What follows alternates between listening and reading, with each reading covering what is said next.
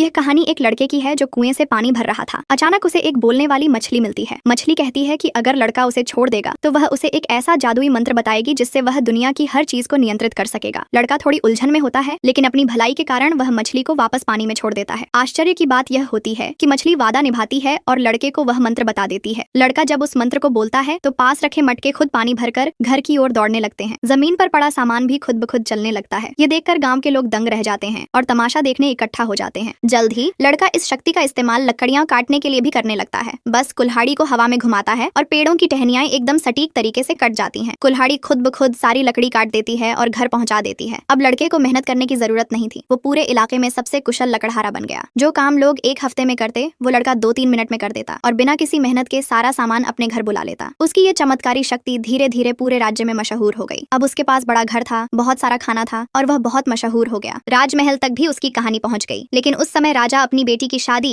एक शक्तिशाली साम्राज्य के राजकुमार से तय करने में व्यस्त था। राजा चाहता था कि यह शादी हो जाए ताकि देश सुरक्षित रह सके। लेकिन राजकुमारी यह शादी नहीं करना चाहती थी क्योंकि उसे वह नाजुक राजकुमार पसंद नहीं था। वह पहले से ही उस गरीब लेकिन दयालु लड़के से प्यार करती थी। जब राजा ने देखा कि उसकी बेटी एक आम लड़के को पसंद करती है तो वह हैरान रह गया। दूसरी तरफ उस साम्राज्य का राजकुमार बहुत गुस्से में आ गया और युद्ध की घोषणा कर दी। उसी दिन वह वापस गया और अपनी सेना को लेकर लौट आया। राजा ने भी अपने सैनिकों को इकट्ठा किया, लेकिन उनके पास अच्छे हथियार नहीं थे। शत्रु की ताकत के सामने वे टिक नहीं पाए। शहर के कई हिस्से नष्ट हो गए, यहाँ तक कि राजा के सबसे बहादुर मंत्री भी डरकर भाग गए। राजा अकेला पड़ गया और छुपकर रोने लगा। तभी वह लड़का सामने आया। वह सीना ठोक कर युद्ध भूमि में उतरा। जब दुश्मन ने गोले दागे तो लड़के ने मंत्र बोला और सारे गोले उल्टी दिशा में मुड़ गए। अब शत्रु ने संख्या के बल पर हमला करने की कोशिश की, लेकिन लड़के ने झाड़ू और फावड़ा उड़ाकर दुश्मनों को खदेड़ दिया। यहाँ तक कि बर्फ और हवा भी लड़के के नियंत्रण में आ गई और दुश्मनों को घायल करने लगी। कुछ ही समय में विशाल सेना हार मान गई और राजा की ओर से विजय हो गई। राजा ने खुशी खुशी अपनी बेटी की शादी उस लड़के से कर दी। फिर दोनों ने शहर छोड़ दिया और गांव में बसकर एक शांत और सुखमय जीवन बिताने